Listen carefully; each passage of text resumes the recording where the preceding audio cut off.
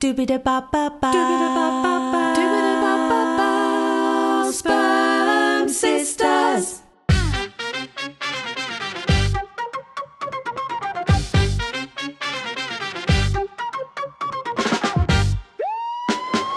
This is a story about sisters, just not the kind that you're expecting. 3 years ago, we were strangers, living separate lives.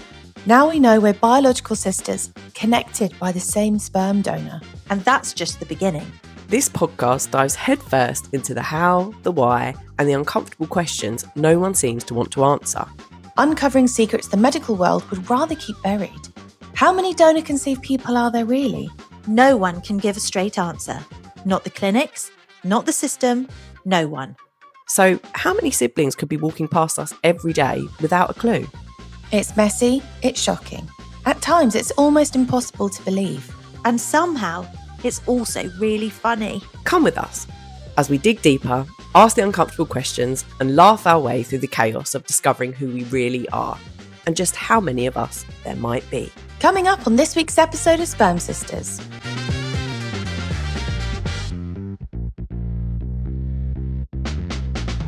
Is it nature versus nurture for these separated twins?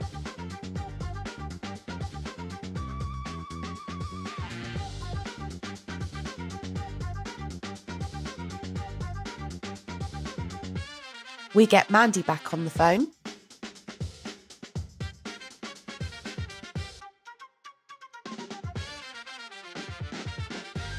And can we find sisterly similarities with the sorting hat?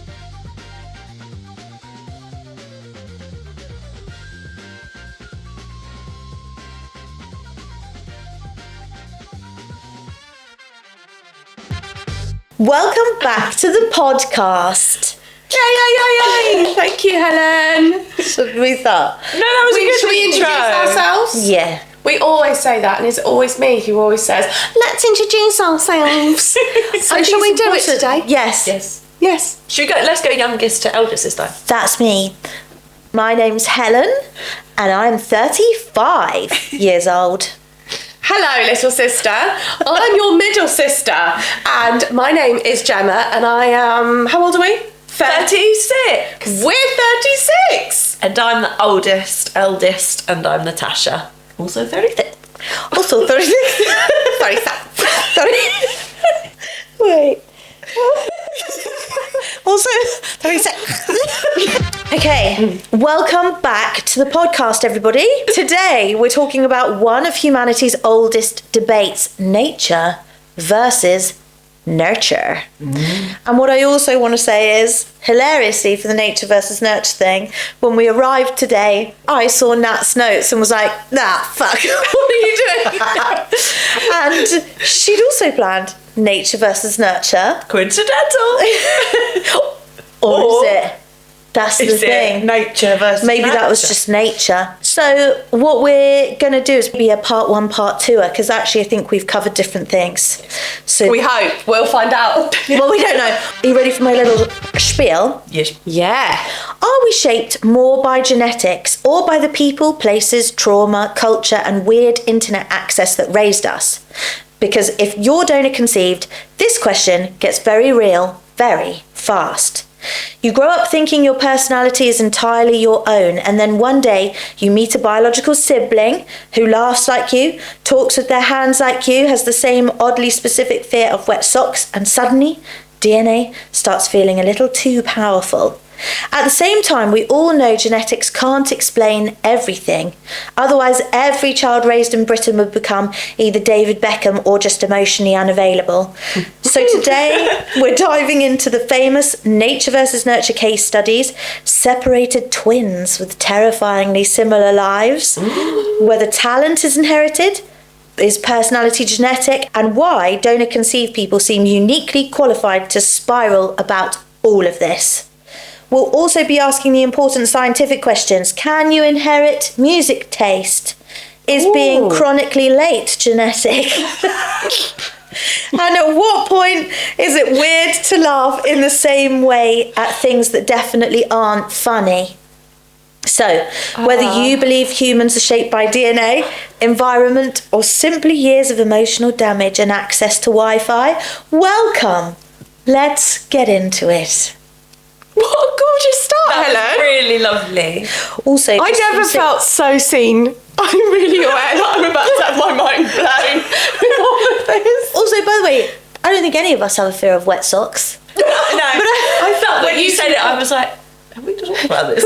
Who's scared of wet socks? Not I, but I was like also kind of, I couldn't think of anything that we're all scared of. We'll find out. But we will find out. That's for your one, actually. Spiders? Yeah, I don't like spiders. Spiders are awful.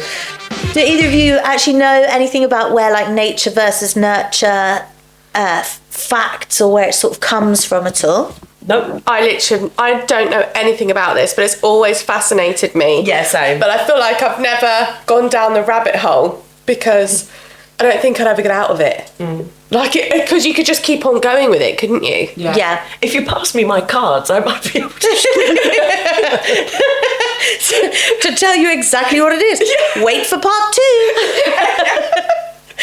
2. Well, what I will say is, just simplifying it, is obviously, are you born a certain way, or does your environment and childhood experiences create you as a person? So that's the main thing to think of. Oh, wait, before we do it, what do you actually think? Do you think it's nature or nurture? Like how you are who you are? I think it's a bit of both. You think a bit of both? Yeah. What, 50-50? Yeah. Yeah, 50-50. But maybe not by the end of this. Yeah, I'm the You know what I same. mean? Like, But for now, you both think 50-50. we'll go with 50-50. Yes. I'm good. I don't know. Sorry. I feel like you're looking at me as if I know. What's the What it is. I also don't know. I would personally go more 80-20. To what? Nature. Really? Yeah, I think so. Okay. So Good you're little fun. You're 80-20, we're 50-50. Okay, let's see if And our I'll numbers re-ask change. you at the end then. Yeah, Yes. yeah, that's great. Or if you're listening along, obviously right now, or watching or whatever, at this point, ding, give us your predictions. Do you think it's going to be 50-50? And comment again with what you think it's going to be At the end. At the end. Yes. Love it. One of the most famous examples is the case study of the Jim twins, often used in discussions about nature versus nurture, because it's just become absolutely legendary. It's been studied from 1979 researchers at the University of Minnesota. There were identical twin brothers who were both adopted at 4 weeks old, but raised by entirely different families, and then reintroduced to one another at 39 years old. So the similarities were bizarre enough when they met up again at age 39 that this story has actually become legendary. Obviously, both of their adoptive parents called them James, unknowingly, to each other. Both had childhood dogs named Toy. How weird is that? Yeah. Which also, I've never heard of a dog called Toy. And that definitely sounds like, you know, parents saying, what, do you want to call your new puppy? Toy. Toy. Yeah. Right. They both married women named Linda. Is What? this true? Yeah, no, this is 100% true. Wow. They both then later married women named Betty. And then they both had sons with very similar names. Both worked in law enforcement related jobs. Both liked woodworking. Both drove similar cars. Both had tension headaches and both bit their nails. Oh my God. I think the dog called Toy is the weirdest one, personally. That's... Yes, because... It's a shit name anyway.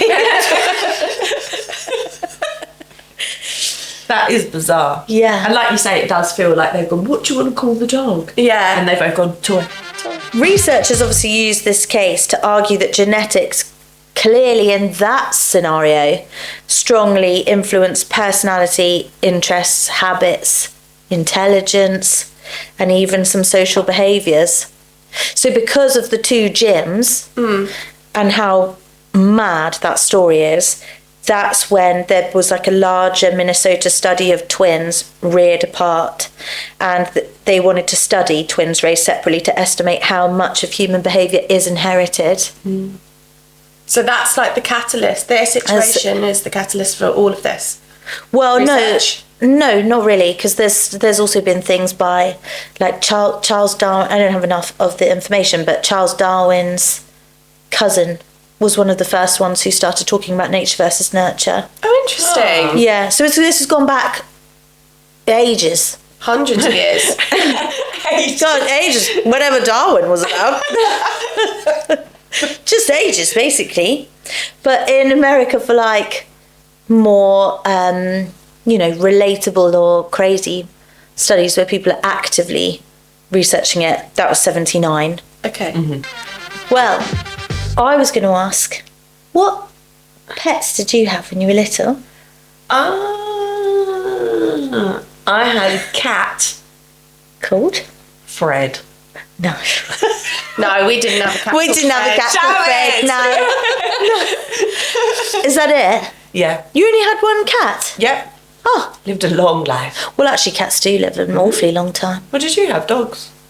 Dogs Yeah. and fish. I knew you were going to say fish. Yeah, but our goldfish kept dying all the time, didn't they? Yeah, so we had a few goldfish. Oh, what were they called? Oh, like Goldie. No. Oh, well. I don't think they ever survived long enough for them to really have names. Mine was always called We used Rosie. to get them from the fair in the plastic bag. Yeah, we did as well. Yeah. It's not terrible, that was the thing. Yeah. Exciting though. Helen But had bad. about six different goldfish, and they were all called Rosie, but Helen thought they were the same fish. And Yeah. she'd go down in the morning, because Mum actually went to the pets at home of the day to go and get our top up fish, because Yeah. Rosie would always die. And then Helen would come down in the morning, little trot down, and then she'd be like, "Why is Rosie sleeping?" And then Mum would go like, "Oh, I'm not sure. She's probably just having a lie-in or something like that." Mum would go like, "Fuck!" and then drop Helen off at preschool, rush to the pet shop, and then Helen would come back and be like, "Oh, she's awake, but she looks fatter this time. Oh, she's just eaten a lot, darling." And so yeah, Helen. But that was one from a fair. Well, I mean, obviously, there's been The original, The original Rosie was from a fair, so like a traditional goldfish. How long did she last, the original? The lie. Oh, Oh, sorry, no, the real. I thought Rosie was the same Rosie for years. I think. Do you know what? Oh. Call Mandy.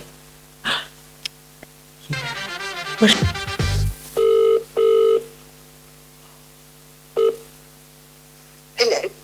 Hello, can I ask you a question, please? Yes. You know when we were little and I had Rosie the goldfish? Yes. How many Rosies were there? I'm not sure. There might have been 3 or 4. Okay. Oh, that's not as bad. That's not as bad. How long did you have to keep that up for? Until we got Barney. Is that why we got a dog? Yes, I couldn't take the trauma of it. So did you just wait for Rosie the 4th to pass and then we went and got Barney? But yeah. Okay, great. Thanks, Mum. Can you remember what Gemma's fish were called? No. Did they all survive? Hers didn't survive either. She had Sparkle once, I think. I can remember the names. Oh, go on. The first one was called Pearly, because she was pearl-coloured. The second one was called Torty, because she was tortoise-shell. And the third one was called Silvery, because she was silver. Silvery, not Sparkle, that's it. Oh, Mum. Get it right, Mandy. It was silvery. God. I spent my mornings while you were at playgroup going around the different aquariums to try and get matching roses. Oh, That's so lovely. thank you for doing that. So glad you loved your second child to bother. Did you ever bother replacing Silvery or not worth it? No denial. Thanks, Mum. Thanks, Mum. Okay, darling. Love you. Bye. Bye. She hung up on me. Savage. Classic. No, I was kind of hoping for a moment where we would all have the same pet. Well, we went along the Unless- same theme of colours. Yes. Well, It's not far off. But it's an important caveat to say that the Jim twins didn't prove that nature wins. Okay? So modern scientists would say that twin studies show genetics matter a lot, but they do not prove that nurture is unimportant. So obviously they've only grown up 40 miles away from one another. Right. If I'm going to be annoying, we don't know if there wasn't like a TV program of the time that had a dog called Toy.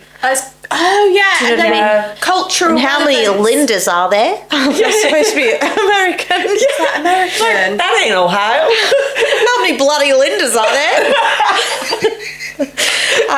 But do you know what I mean? Yeah. Yeah. So in fact, what we can now surmise from this one case study. That word blew you away there, didn't Yeah, I was So it shows that intelligence appears influenced by both genes and environment. So going back to your 50-50, personality traits are partially heritable, but things like political beliefs, mental health risks, hobbies can all have genetic components. And environment still strongly shapes outcomes, opportunities, value, trauma responses, and identity. Right. Again, I'm not really going to touch too much on that because I think that leads more into your one. Okay. So I'm going to leave it. Yeah, lovely. So instead, I'm now going to give you some famous people examples of nature versus nurture. Yeah. And we can decide if we think they are nature or nurture as to why they are who they are. Okay. Love this. Do you want a musical one or a sports one first? Music. My music one, Mozart. Was Mozart gifted or was he basically just homeschooled into being Mozart? Gifted. Gifted, because wasn't he like 5 or something when he wrote his first? He was a genius. What's it? He was a genius. Well, okay, so he was a musical prodigy, yes, and he had exceptional auditory memory. Do you want to actually know a cool fact about Mozart? Yeah. Okay. So there's this choral piece that used to only be performed in I believe it was the Vatican, and it was never sung outside of the Vatican. And he basically was 14 at the time, went to the Vatican, listened to it, and he left and remembered it perfectly and wrote it all down at 14. So he did have like an insane memory. Why didn't we get that gene? Speak for yourself, did I'm we get? sick at pears. So those are my, obviously, arguments for Mozart being nature. However, on the flip side of that, his dad was a music teacher.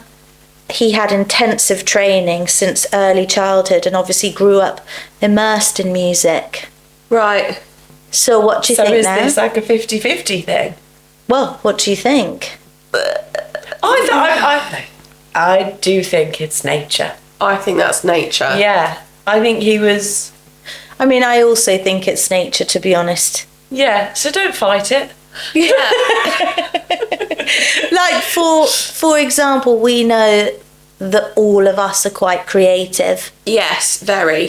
None of us do sorry, it's not boring to work in an office at all. I just think like none of us would do well in that environment. I mean, I've tried working in an office and I did it for about 3 weeks. Is that It's less about it being an office, isn't it? It's about like It's like data. I also think like a very strict routine of Processing. yeah. It's definitely Yeah, a processing yeah. issue that we I all think share. it's a processing issue. Yes, that's spot on. LeBron James, the way he's built, he was built for elite genetics for athleticism with his height, his coordination and physical endurance. Yeah. But there's an argument for nurture because, again, he was subjected to like extreme training from childhood.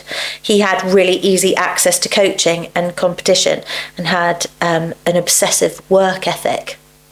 Well, I think that's nature, isn't it? That like obsessive work ethic. I think that's nature. And I think the fact that he was tall is obviously nature. But a lot of it is nurture, I think. Which I guess is the same if you think about like Lewis Hamilton. Didn't his dad really push for like loads of training? God, I can only apologise. William sisters, they were coached by their dad from like as soon as they could stand and hold a racket. Well, the Jacksons. Yes. The Jackson 5. Yeah. The Kardashians? Ooh. Nat hates them. I do. Why do you hate them so much? I just think they haven't brought anything positive to the world. No. They haven't. That's a fair point, they haven't. Why do you like them? I just absolutely Why? just stick it in my veins. I love reality TV. Yeah, but you know that I love reality TV. Yeah, so why you don't like them, I don't understand. 'Cause they are just can't bear gold. them. Any It's not of the sort them. of reality TV I like. What kind of reality You TV like do sunsets and selling sunsets. That's completely different. That is different. Is it? Have you watched it? Yeah. Different. It is different. But it's like a similar vibe. Absolutely not. Yes. There's less Machiavellian narcissists in there. Granted, you have to be some level of narcissist to be in a show like that. But there's the next fucking level. Like, I don't think Machiavellian himself would have imagined that the Kardashians would ever top him in theory. Like, it's just nuts. Thank you! Sorry, I respect Christiana. You've got to think about what she came from, and she's now created a business empire through Selling her kids. selling her children. Yeah, I think she's a fucking great person. I'm not saying she's nice, but I'm saying you do have to. She's a businesswoman. Like, she's the Right. ultimate businesswoman, sure. And it's just quite fascinating. It is fascinating, but I wouldn't... Like, have you seen all the stuff with Northwest now? What's her name? Northwest. As in the direction. And they're like launching her now. I think it's so wrong. Just let kids be kids. Yeah, but I was wearing a Gap hoodie and... I was wearing the Kappa Poppers. Yeah. Oh, shit. That's quite cool. I think Kappa Poppers is very cool. The Kappa Poppers. Okay, I was heavily into Harry Potter and had a Harry Potter cap. Cap? What Harry Potter house would you be in? Yeah, but you two both hate Harry Potter as well. Yeah, I know what house I'd be in, though. I don't fucking know as well. What would you be? Say it on the same thing. Hufflepuff. Oh, sorry. That's so obvious, though. I was going to say Hufflepuff. Oh, For What were you going you. to say? Ravenclaw. That's the... Best one. What were you about to say? I thought that's the nasty ones are in. No, Slytherin. Ah, yes. Ravenclaw. Ravenclaw. What's it called? Ah, yes. That well-known house, Ravenclaw. I'd be in Hufflepuff.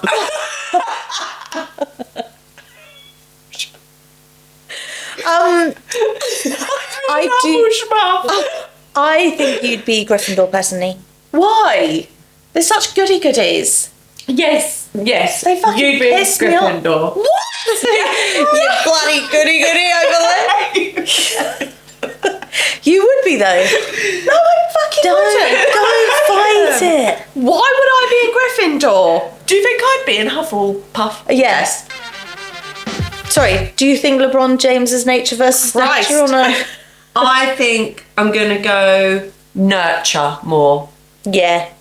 I think nurture. Yeah. I'd say probably 70% nurture, 30% nature. Yeah. That's nice. Yeah. Thank you. Ted Bundy. Oh. Oh. Do you know who Ted Bundy is? I can see you be like, when do I announce I don't know who that is? He's a bad guy. He's a real bad. Yeah. He'd be in Slytherin. What did he do again? Ted Bundy killed loads of like young women. Students. Yeah. Yeah. Seen a series on it. Yeah, Zac Efron was Ted Bundy. Hot.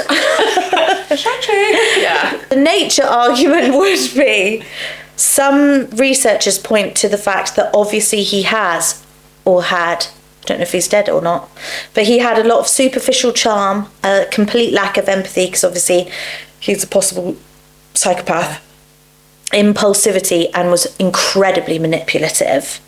So that's probably nature. I'd say that's nature. Nature, but do we know about his childhood? Well, Was he abused or something? yeah, he experienced very unstable early identity issues, discovering that his sister was actually his mum. Oh.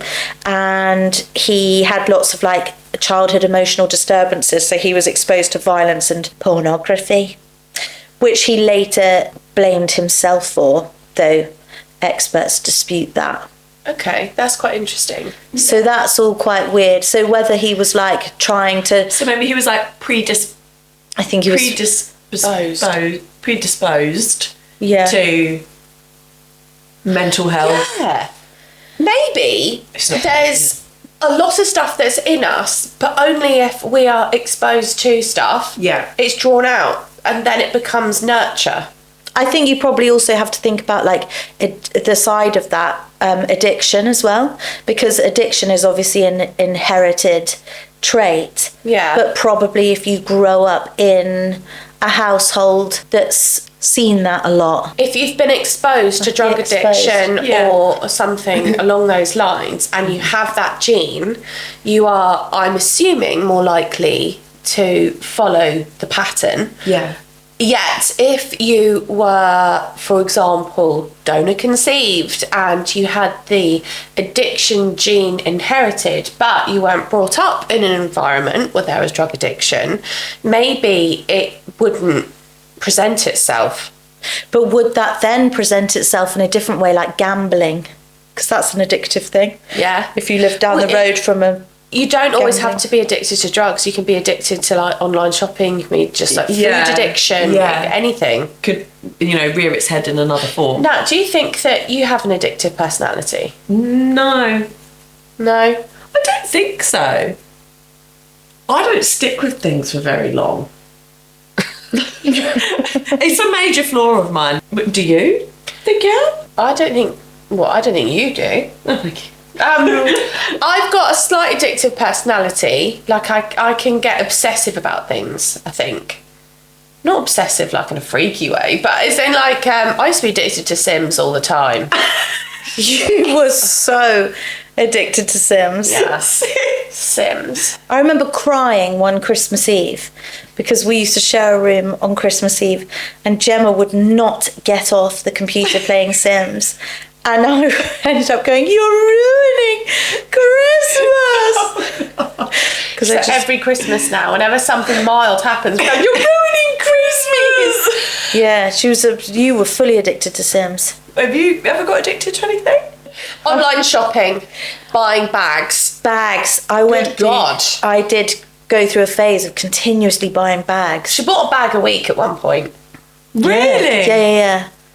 Just was obsessed with buying bags. Also, when I went to uni, I kept eating cream cheese and cherry tomato sandwiches, and that's like all I ate. Because I liked them. Yeah. And then I was like, I'll have that for tea. And that's all I ate for like a good year. Yeah. I got addicted to nasal sprays for 8 years. You told me about this. Yeah. And then I got my friends hooked as well. Because basically... You have to go Cool, man. You gotta try this. It's called Ultravine. Other brands are available. Yeah, basically it's the most middle class addiction other than cocaine. Because yet it's up the nose. So I went skiing and I had a cold or something. I couldn't breathe at the time and I don't know where I got it from, but I had some Ultravine and I used it too often. And then for years. I was still on it. Just Every 4 hours I had to use it. no. Yeah, I was addicted to that. She would panic if she couldn't find it in her bag. I would get to the point where I was like, I couldn't like breathe properly because I'd be freaking out. The old bottles used to just be like, not like the plunge ones like that. You know those types of bottles? Yeah. They were like screw top ones and like a flimsy plastic bottle. If I was out, I'd get the dregs and I'd cut the bottle open and tip it up my nose. So to answer your question, yeah, I've got an addictive personality. I cannot. Yeah, it was that bad. That's hilarious. And I did go cold turkey and I had the worst headaches and withdrawal symptoms. I had to take like 2 days off work coming off it and I couldn't leave the house. Yeah. Wow. That is terrible. There will be like a thing about that in the future, I think. It's already coming out now. It's like it's a medication beginning with X. Okay, so after all that then, I mean, that's been pretty eye-opening from Gemma anyway. Do you want smoke, Shavine? I got it. Got the goods. I'm good for a bit. What do you think now then? Do you think you're still 50-50 nature versus nurture, or are you swinging more to one or each other? I'm still 50-50, I think. Me but maybe too. after part 2, that might change. Okay. Yeah, I'm still 50-50. I think it's made me think about it more like, I do think that if you are exposed to things, you're more likely to draw that trait out. Absolutely, yeah. Rather than it being instilled into you. Mm-hmm. You can be hardwired to a good work ethic, but unless you see an example of it, you wouldn't know how to instruct it. Exactly. That's good. Very good. Yeah. Very good. Well, thanks for listening, everybody. Don't forget to share, like, subscribe, because it massively helps us and our reach, and we would love to know what you think in the comments about the 50-50. Do you agree with me in that, or do you think it's also 80-20 like Helen? Let us know, and we'll see you in part 2, nature versus nurture. Bye. Bye.